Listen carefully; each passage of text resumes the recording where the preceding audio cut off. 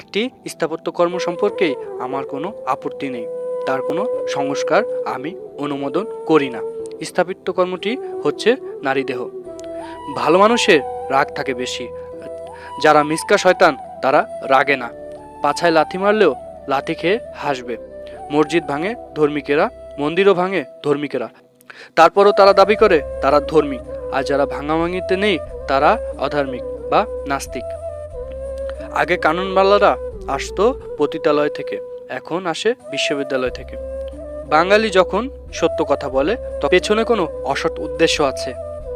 মানুষের ওপর বিশ্বাস হারানো পাপ, তবে বাঙালির ওপর বিশ্বাস রাখা বিপজ্জনক। এখানে অসতেরা জনপ্রিয়, সৎ মানুষেরা আক্রান্ত।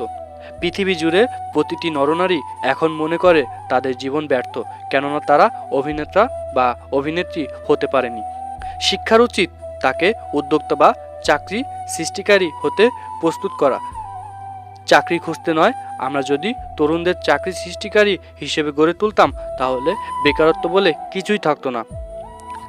যারা পরিশ্রমী তাদের জন্য কোনো কিছুই জয় করা অসাধ্য কিছু নয়। মিষ্টিভাষীদের কোনো শত্রু নেই।